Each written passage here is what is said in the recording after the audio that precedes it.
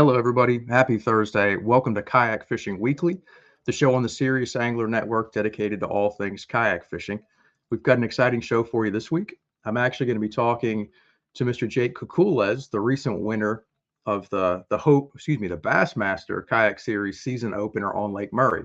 It's been a little bit of time. Hopefully, it's that win has had a chance to sink in for Jake. But I'm excited to talk to him a little bit about his win, a little bit about just fishing in general. Before I bring him on, I want to highlight some of the recent tournaments that we've had this past weekend. Right on the heels of the Bassmaster tournament, KBF had their season opener on Lake Murray also. I want to give a shout out to Tim Isaacs. Tim won both events. The KBF has a little bit different format. They do two one-day events instead of a multi-day event. And Tim won the first day with 95 inches and then followed it up with a 94-inch showing and won the second day. So shout out to Tim and all the other guys who had great finishes there. The other tournament that we had recently, I actually almost forgot about it. I happened to have somebody point it out to me, but I believe this is the first native No Limit Big Bass Power Hour tournament of the season. I could be wrong. It's the first one that's anywhere near me anyway.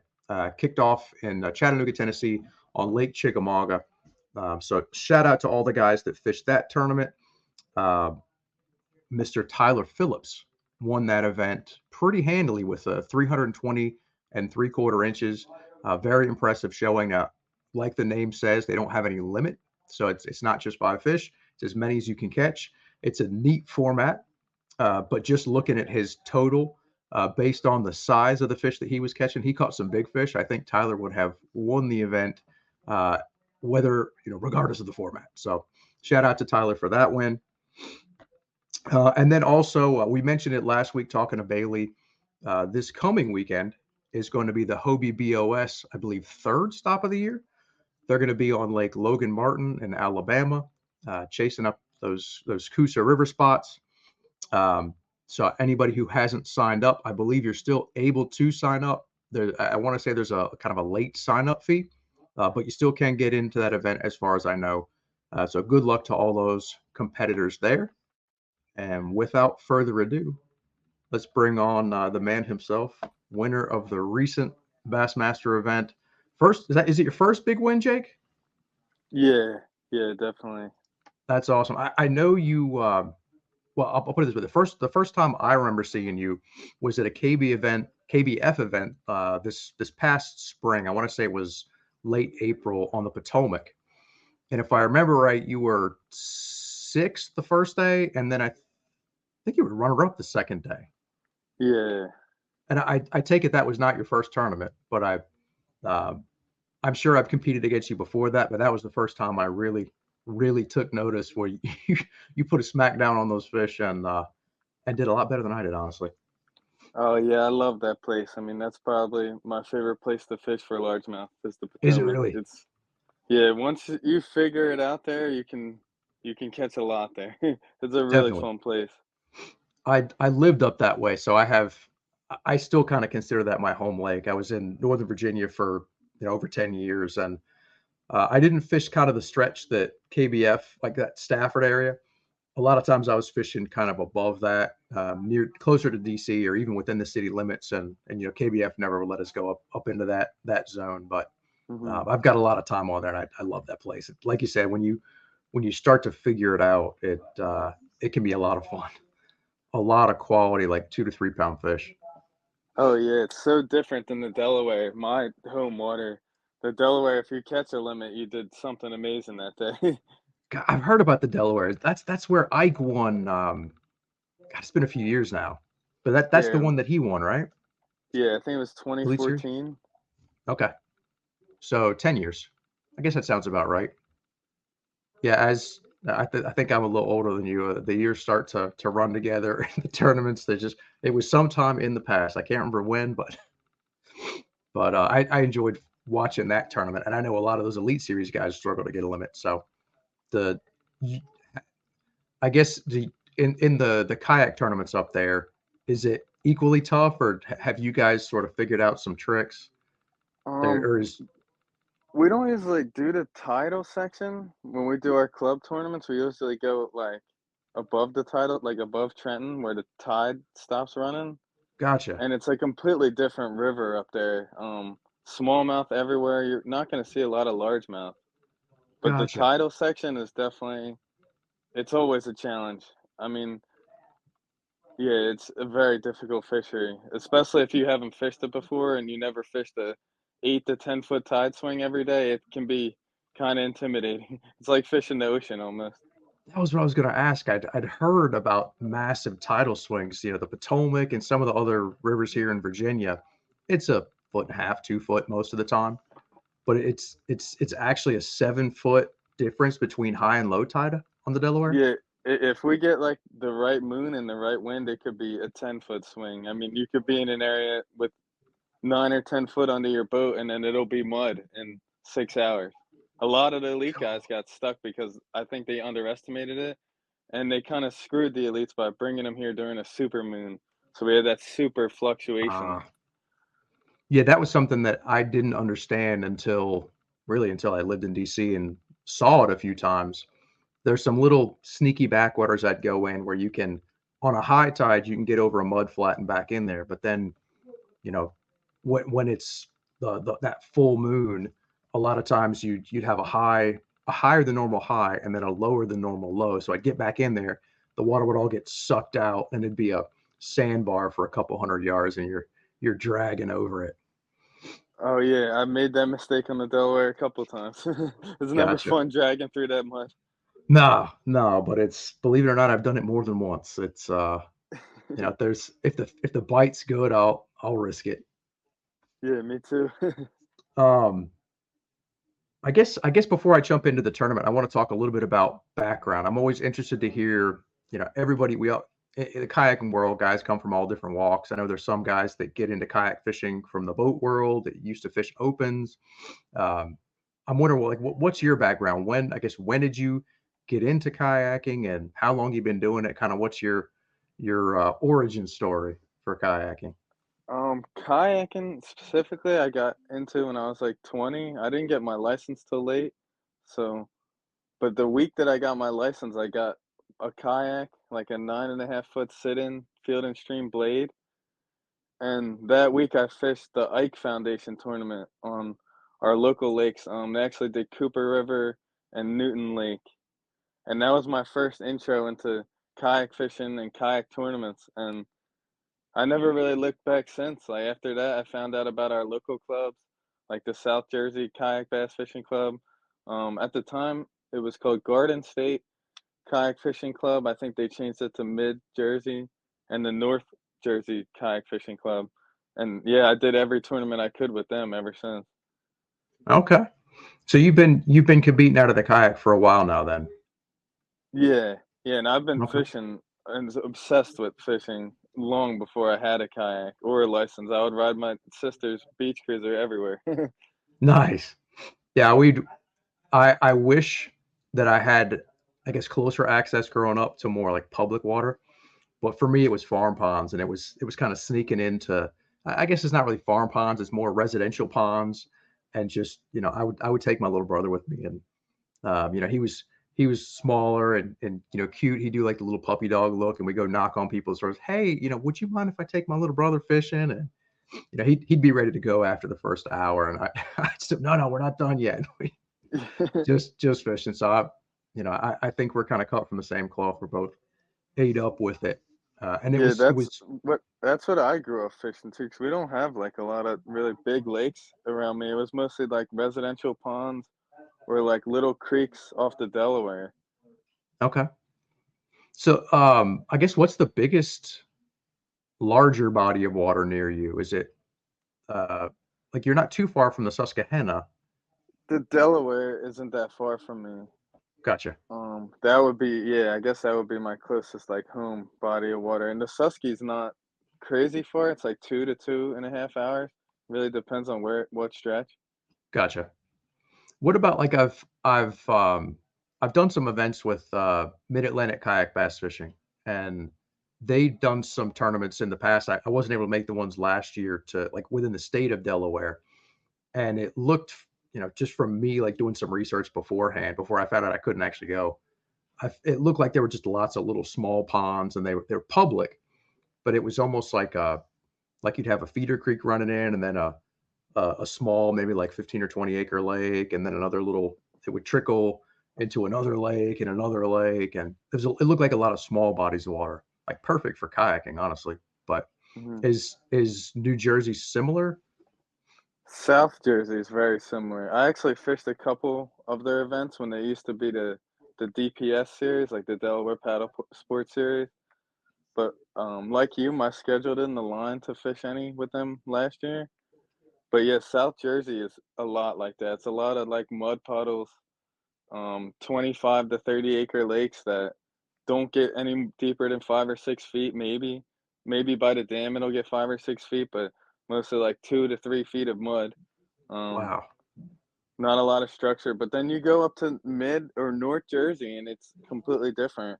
I mean, North Jersey, we have deep, clear reservoirs, rocky, with smallmouth and alewife and hybrids and all different types of fish. Like it's a very New Jersey is a very diverse state when it comes to bodies of water. that's cool. I've thought that that's an advantage. I know there's some states that are like that. I feel like Virginia's kind of one of them, where you can go to, you've got tidal waters up in the Northern Virginia area. You can go down towards Richmond, find more tidal water. You can get in some shallow, muddy lakes, dirty water, these lowland reservoirs, highland reservoirs like a Smith Mountain Lake where it's deep and clear. I feel like that helped me as an angler, just sort of, when I travel and go to different places for tournaments, I can sort of relate it to, oh, it's kind of like that, whatever body of water I fish back home. Like, have you found that that's an advantage for you, having some, I guess, a wide variety of different types of water to fish? Yeah, yeah, definitely. I There's sometimes where you see something new, but almost everywhere we go, I at least can relate it. Like you said, I can relate it to something. Like, oh, that's like Union Lake, or oh, that's like Split Rock Lake, or etc. And like I've seen a lot of different things growing up in New Jersey. That's cool. I would never have thought of it as like a bass fishing mecca, but I I mean, don't know if there's I'd go that far. not a mecca, but well, I'll say there's a bunch of guys. I mean, even the Elite Series, you got Mike Iaconelli, you got Greg DePalma, uh, Avena. Lavina, all three of those guys from Jersey. That's some pretty good fishermen coming from a state that people say doesn't have the best fishing. So I don't know what it is, but it's impressive. Yeah, Um, it's like my buddy Mark Donnie always says, if you can catch him in New Jersey, you can catch him anywhere. dude, oh, what's the other one? West Virginia. There's a bunch of guys from West Virginia where I feel like it's similar. Like, it's not necessarily the best fishing, but the guys that catch them there, oh my gosh, they go everywhere. Like, I'm thinking like your Jody Queens, Matt Balls, Mark Edwards, those guys. The guys, some more of the guys that always beat me at these events. I don't know what it is, but some of those states where it can be a little stingy, when they go someplace good, they just murder people. Yeah, yeah, those guys know what they're doing down there too. I got a non fishing question for you, because if I Okay. remember, and I could be wrong, but I remember the award ceremony, because I remember you from your hat. You had that like Aaron Martin style boonie Hmm. cap, and I've got one similar that I rock every once in a while. But you also had what I thought was like a Washington Redskins jersey. Was Yeah, is So are you a DC fan, or a Washington fan, or yeah, I'm a huge Redskins fan. I mean, really? yeah, um my dad's side of the family is all Redskins fans. So since I was 4 or 5 years old, I was running around with the Redskins jersey, and yeah, I've always loved Okay. the Redskins. See, I'm a little older than you, so I guess barely old enough to remember back when they were good. I think I was like 5 or 6 when they won the Super Bowl, so I was really too little to understand the game. So I Hmm. didn't ever really appreciate it.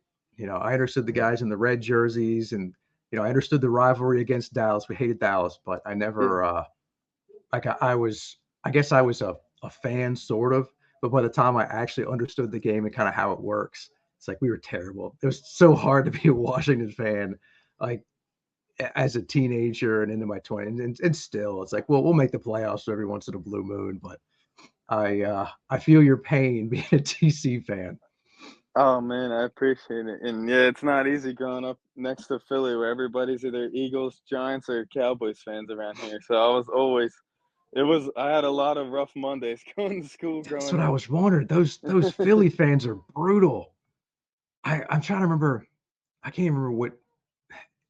It's been years, but I remember somebody running up and like snatching a banner or something. It was just I don't know. You always heard about the Philly fans, and I cannot imagine like having to go into school or even just run into people like wearing that jersey the weekend that Washington plays Philly. That's you got some stones, man. I don't think I'd have been able to do that. I'd have been hiding my head, and Oh yeah, that's I got some thick skin from it for sure. that's awesome. All right, so back to the fishing stuff. I want to talk a little. I guess before jumping into Murray specifically, um, I want to talk a little bit about kind of your style and um, a couple of things that you said on the award ceremony that I thought were really cool. Because am I correct? You're running an Outback, Yeah, yeah. and how long you've been running the Hobie? I got that kayak in December 2020. Okay, almost the exact same amount of time. I think mine was the following spring when I got mine. Before that, I used Wilderness Systems. It was a ride that I'd had for close to 10 years. And I finally tore it up enough. I punched a hole in it and it started to take on water. And it was time to Mhm. upgrade. But I've been happy with the Outback. And it wasn't until recently I put a motor on it. But yours, if I heard right, not only are you not running live scope, you're not even running a motor, just that pedal drive. No, I've never had a motor. I just recently got a power pole, but I don't I'm not super experienced with it yet, so I didn't really fish with it, but it helped a Okay. lot, taking pictures of the fish. Like, when I caught the fish, I would just go in the shallow water, power pole down, get my board ready and everything, and take the picture. That way I didn't end up blown a half a mile down the lake by the time I was done taking the picture of the fish. Gotcha. That's a good idea. I've had the power pole, and honestly, I do not use it a ton. I'll take it with me to Florida. I like it around grass, where if I'm fishing, excuse me, fishing super shallow. I like it in those situations, but a lot of these lakes, I feel like I'm trying to go up underneath into backwater places, and anywhere there's a low bridge, I'm trying to go under, or overhanging limbs. I feel like I'm always banging that thing, and it's for me, it gets in the way in certain situations. Mhm, But I never even would have. I have one. I didn't put it on the kayak. I didn't even think to use it at Murray. But mhm. but that's a good point for taking pictures and holding still. Um, so you're still getting the feel for the motor. But I'm honestly, you were fishing a little bit deeper than I think I was. Were you out on the main lake? Yeah, yeah, I was on the main lake, fishing. I had one area that was like 3 points with rock piles on it, and then I had these 3 islands in a row, and that's pretty much where almost all my fish came off of. Okay. So you were fishing like were you then just getting up towards the bank to drop that power pole for pictures? Yeah, Gotcha. So you were yeah, fishing a little. once I got the fish, I would paddle up to the bank, put the power pole down, get all my board set up, my net set up, and then take the picture, and then get back out and set up to where I was fishing again. Gotcha. I like that. Yeah. So I was in an area that I thought would have been a little bit more protected. I knew we had that wind Saturday. I was not really looking forward to. Um, but where I was definitely it was not main lake. I was kind of up the river. But how did that wind treat you the first day? It was pretty rough, especially around like 11 or 10 or 11 when it really started kicking up. It was pretty rough. I can only imagine. So how I guess how far did you have to? I don't want to. Now, let me rephrase that. I don't want to give anybody any specifics on where you were fishing I or mean, anything. But they're gonna how see bad were it. the? They're gonna see it on YouTube anyway. I mean, I Oh, are probably they? had maybe a mile paddle to those Okay. islands from the ramp. So were you? I talked to some guys that were saying like they were 3 footers out there on the main lake, like big swells. Was it that bad where you were, or? No, no, the area Okay, I was semi-protected, so it wasn't really like rollers that bad, but it was still blowing pretty hard. It wasn't nothing like Champlain or Lake George back home, gotcha. but it was still pretty annoying. Yeah, I'm the same way. I know there's certain times, certain bites where that wind helps, but I don't know, something about like anytime I try to stand, I feel like I'm just I'm acting like a sail and just getting blown off the cover. And I get frustrated a lot of times with the wind. If I could pick no wind or, 15 or 20 mile, I'm taking the no wind every time. Mhm. But obviously it did not work out so well for me, and it did work pretty well for you. 188 and 3/4 inches. Um, is that your biggest 2 day total ever? Almost certainly, yeah. Yeah, it's way bigger than mine also. I've had a few good tournaments, but the better tournaments that I've had, I've never had one against a field that big.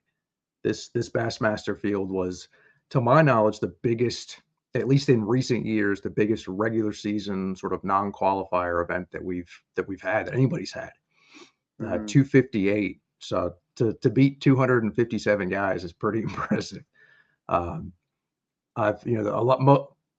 I've got a couple of good finishes where I beat 90 guys, or I beat 80 some guys, but 200 is, there's not very many guys that have bested that many people in a single competition.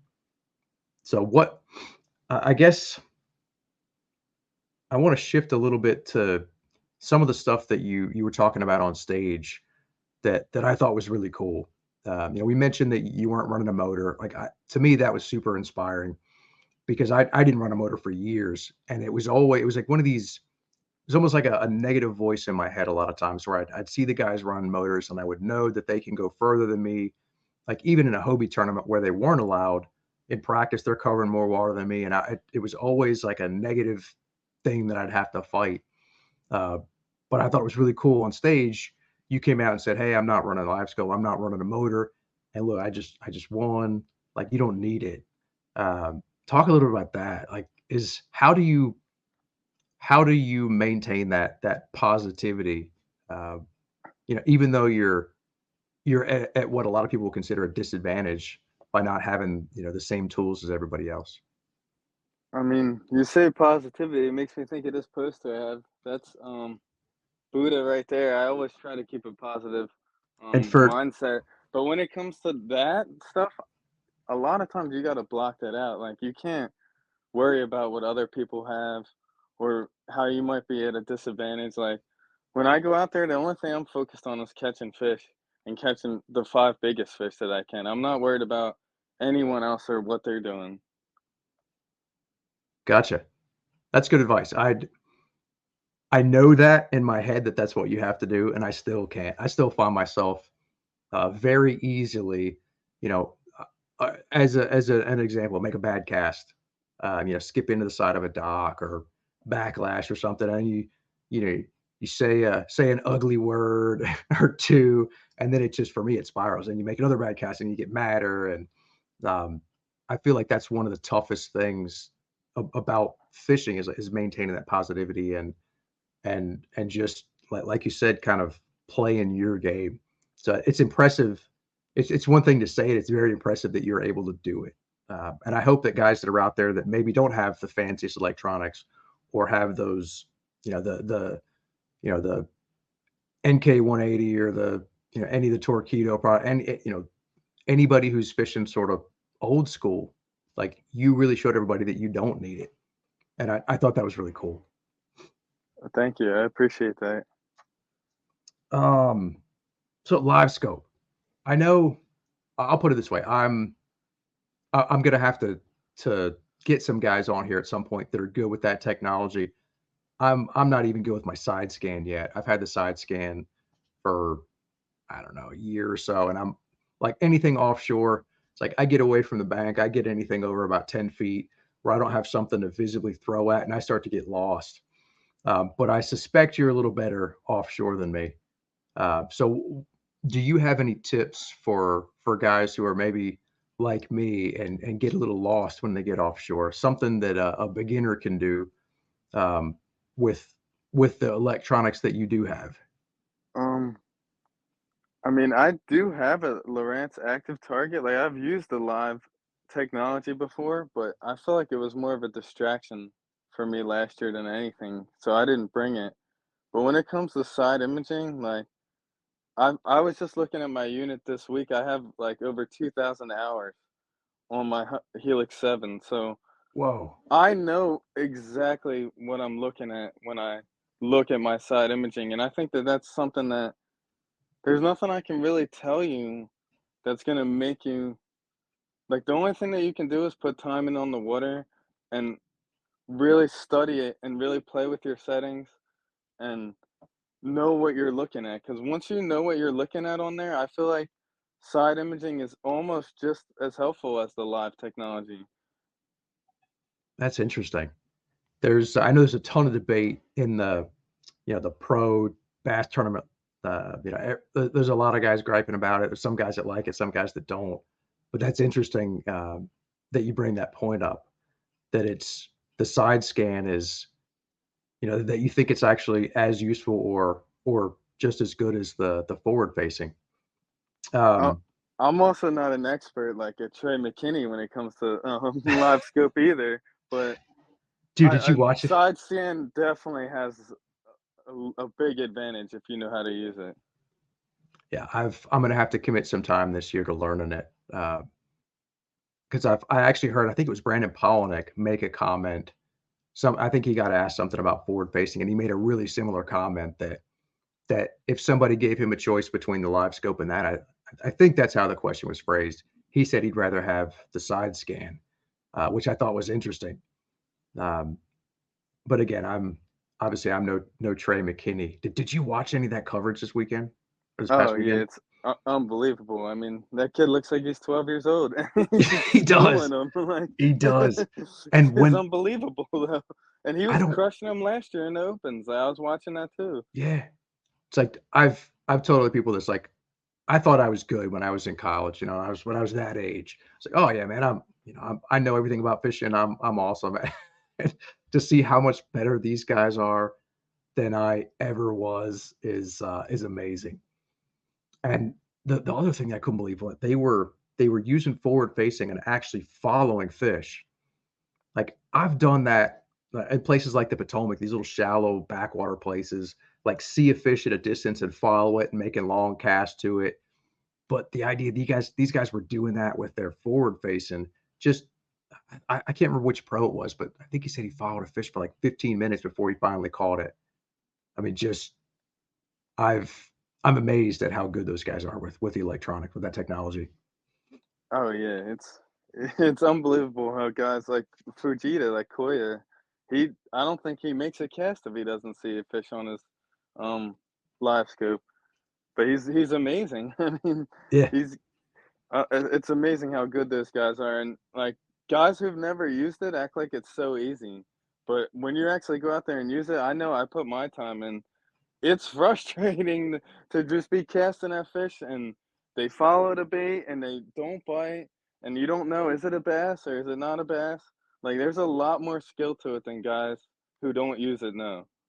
that's a good point you make because I think that's another area where you can kind of be like the Debbie Downer. Like for me, like, oh, I don't have the technology.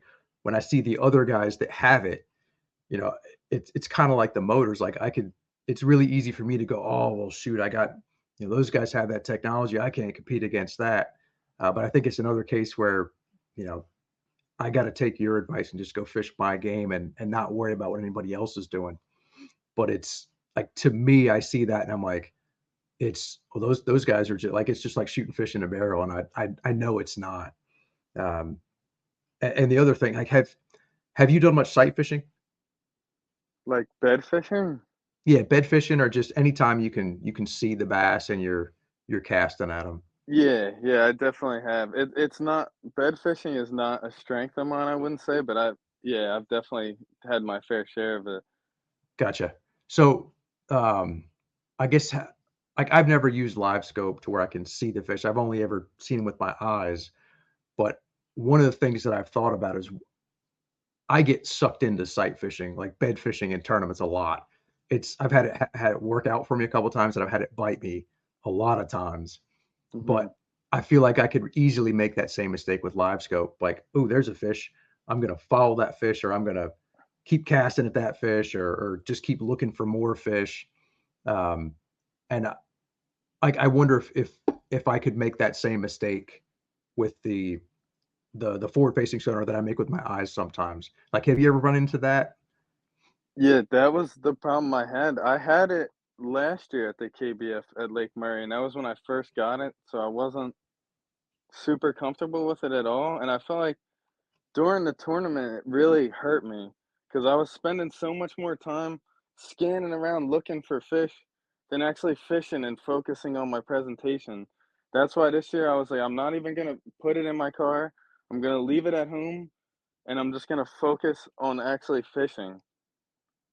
Dude, that is gutsy to have it and actually make that call in advance and not even bring it with you to have the temptation to use it. That's like a veteran gutsy move there. Well, a couple of my buddies were laughing at me when I told them, but I don't know. I just felt more comfortable without it, especially at that lake, because I felt pretty comfortable that I could catch them power fishing. And luckily, it ended up working out. I like it. You got the last laugh. Well, how does that saying go? He who laughs the last laughs the loudest. Yeah. Um, what else did I have? So we talked live scope, we talked motors. Um, you mentioned power fishing. So, like, I consider myself kind of a shallow water bank beater. Like I said, I get lost when I start to get out past 10 feet. I'm not in my comfort zone at all. Uh, do you have a strength, or are you just pretty versatile? Do you have a favorite technique or Um, style? I like to think that I'm pretty versatile and I can catch them on almost anything. I mean, if I had one favorite, I can't really pick one favorite lure, but I really like to catch them on a buzz bait. Uh, uh, that's just like the funnest way to catch them to me. But a jig is also right there, and it sucks that neither one of those were able to play in this tournament. But yeah, I think those are the two funnest ways to catch them. There's nothing like jacking them on a jig, like, that to me is the best, or just covering as much water with the buzzbait as possible. That's also really fun. I actually tried the buzzbait in this tournament. The first day I messed up. I dumped a couple of fish and came in with four. So I felt like I was out of it anyway. And I threw the buzzbait for a little bit and I had three bites on it on Sunday morning and they all just sort of rolled on it. They didn't actually eat it. So I had to put it down. But I definitely try to make it work because I agree. There's not many ways that are more fun than watching them just blast. And the buzzbait, I feel like it gets some big bites too. Oh, yeah, it definitely does, especially, yeah, there's river smallmouth on the buzzbait. Oh, man, Oh, that is some fun. I agree.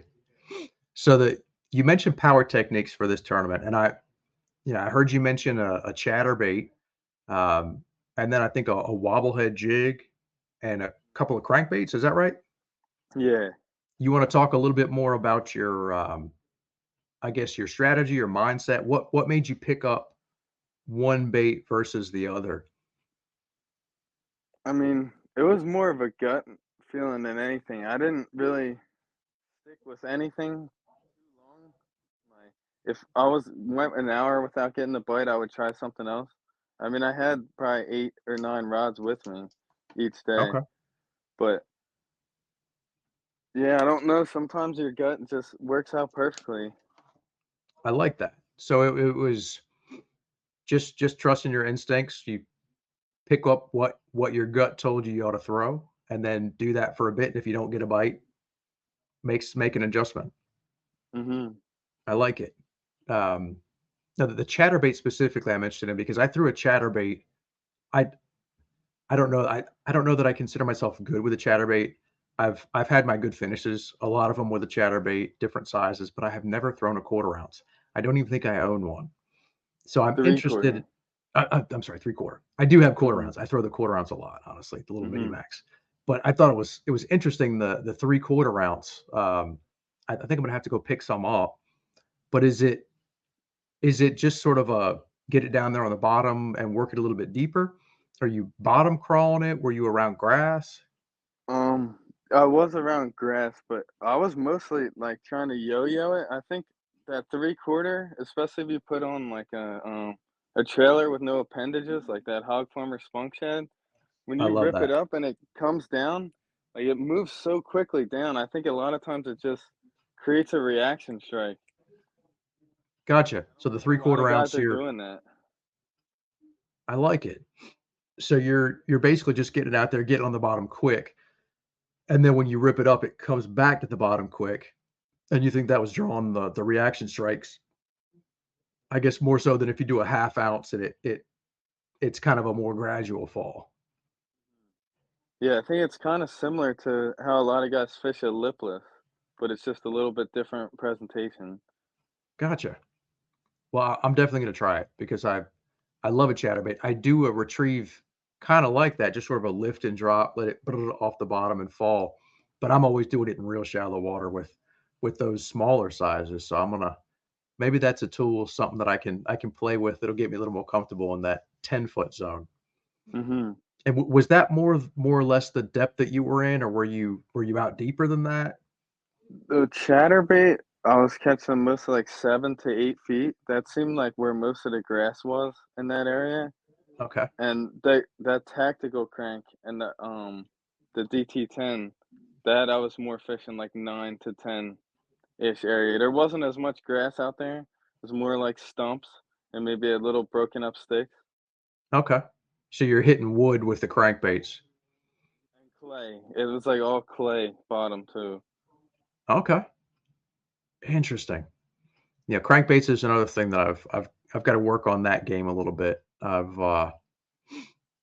don't know what it is. I feel like in grass, I like a hybrid hunter in that real shallow Yeah. grass. Oh yeah, that is yeah, that's a killer in the I grass. I used love to that thing too. like the 1.5s I used to use, but you'd bog down in it easier. That hybrid hunter, it's just a great around grass. Mhm. Um, but those other baits, I feel like I'm around grass so often that I don't get around those rocky lakes. I don't make a point of going to those rocky lakes with the harder bottom to use the crankbaits enough. But I thought it was Mhm. cool that you made that bite work. Um, so DT6, that's or you said a DT10. 10. Okay. Mhm. The DT10 DT6 is a great bait too. It didn't go deep enough for this tournament. couldn't get it down to make contact with the cover. Mhm. Gotcha. And then that tactical one, is that the River to Sea one they came out with a few years ago? Yeah. Now I've seen those guys in their videos talk about burning it, as like a winter technique, just put it on a high speed reel and just as fast as they can reel it, burn, pause, burn, pause. Was that more the retrieve that you were using, or were you trying something a little different? Was it more of a slow roll? No, that's exactly what I was doing. I mean, I gotta give those guys credit because that's how I learned that technique was from them watching those videos. And yeah, that burn, burn, burn, stop, burn, burn, burn, pause. That was definitely what they wanted. Gotcha. Were they eating it pretty good where that whole bait's gone, or Honestly, was it more not of a really. Not really. I think a lot of times they were smacking at it because I had a couple of them only get like one hook on their chin, but okay? that was good enough for me. Hey, as As long as you long get them as in I the got them in boat, the boat, yeah. exactly. That's awesome. Well, shoot, I really appreciate you taking time and coming on. I know I've kept you longer than I intended to. I apologize for holding you up with the technical difficulties to get started. Um, but I want to give you a minute to anybody that you want to thank. If you've got potential sponsors you want to plug, I want to give the floor to you for a minute to talk about whatever you want to talk about. Yeah, definitely. Thank you for having me on. I appreciate it. Thank you to Bassmaster for putting on an awesome tournament. I can't wait to do some more. Um, Thank you to all the New Jersey clubs and all the Jersey guys for always supporting me and having my back for everything. And yeah, I'm working on some sponsor stuff right now, but I don't have any to shout out just yet. Hopefully, sometime near soon, I'll be able to shout out some. That's awesome. I'm and if I remember right, you said on stage you're going to make it to the Susky. Yeah, You're planning on Susky the and Susky, Gunnersville. Gunnersville. Okay, so you're at least going to get your three in. I like it. How does it feel to be leading the Angler of the Year race right now? Oh man, it's awesome, but it's early. I got a lot of work left to do for that one. That's true, but you only need three tournaments, and Gunnersville's a fun place. Susquehanna, it's right in your backyard. I I'll be pulling for you. So hopefully we get a chance to bring you on here again and talk to you later, and you can have some more sponsors to plug. Thank you, buddy. Yeah, I look forward to coming back on sometime. Hey, are you planning on doing any other KBF or Hobie or just local stuff? Definitely a lot of local stuff. I'm not sure about Awesome. the other trails yet. I really gotta do some more planning. But yeah, I love doing the local stuff and just seeing all the guys and getting out there and having a good time.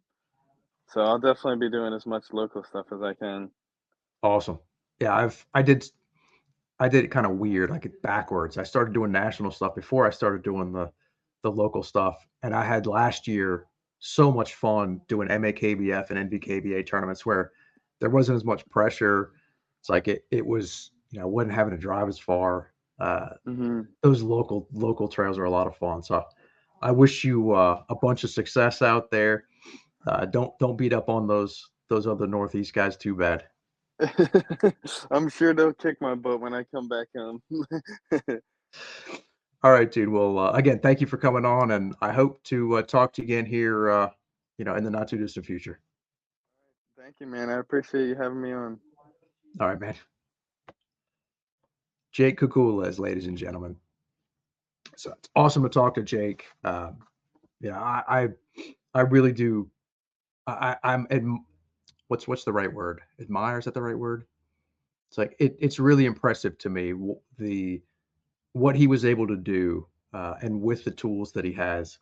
I fished out of a Hobie Outback, um, you know, without the high end electronics for a number of years. So to see somebody do really well, win a massive tournament and $13,000 with a setup like that is really inspiring. And I hope it's inspiring to other guys that are out there that are maybe thinking about dipping their toe in some of these tournaments. That you don't have to have the latest and greatest, the most expensive stuff out there. I think what's between the ears is as important as anything. So again, thanks to Jake for coming on, and I hope he has a great rest of the year. So we are to that part of the show where we recognize anglers in the kayaking world for different accomplishments. It's a time for the kayak fishing kings and queens of the week. All right, our first king of the week. I mentioned him earlier in the show. Actually, I got to give it to Mr. Tim Isaacs. Tim had a phenomenal showing this past weekend on Lake Murray at the KBF Trail Series 1 and 2, their first two events of the year. And I followed Tim's social media, and I actually saw. I know he had a tough tournament. He had a tournament kind of like mine at the Bassmaster Kayak Series the weekend before. It had some fish come off, just it didn't go his way. But he went back. He got back on the horse, put up 95 inches day one, 94 and 3/4 inches to take the wins both Saturday and Sunday. Two great big trophies. So congrats to Tim Isaacs on being our first king of the week. Second king, we actually talked a little bit about him in the show too. He was the only guy that how do I word it? He's not the only guy that Jake beat. Hmm. Yeah, I guess he lost. He beat 256 of the 258 guys. Only guy to beat him was Jake, and that's going to be Ryan Matalovich. Ryan had a fantastic showing. He's done great on that reservoir before. Last year, I know he won the KBF Trail event the second day. So he goes to Murray. He finishes runner-up to Jake, and then he also comes back to the KBF tournament the following weekend and puts up, I believe it was a sixth place finish. He put up a fourth place showing on day 2, and I believe it was second on the day before. Let me double check it. So Ryan puts up 93 and a quarter inches this past Saturday to finish second to Tim Isaacs. And then he comes back the following day and puts up 88, and he finishes fourth. So absolutely phenomenal showing. Ryan's a fantastic angler, and he's got quite a streak going down there on Lake Murray. So one last point of order. So again, congrats to our Kings of the Week, Ryan Matalovich, Tim Isaacs. 1 point before I forget, check out Omnia Fishing. Head over to that website. We'll have links for the baits that Jake used for his win. So we'll see if we can link those tactical DD cranks, the 3/4 ounce chatterbaits, DT10. Yeah, definitely check that out if you're interested in picking up those baits that Jake had his success on. So that is going to do it for this week's show. Thanks for tuning into this edition of Kayak Fishing Weekly on the Serious Angler Podcast Network. If you like the show, check back next week for more kayak fishing conversation, and we'll see you then.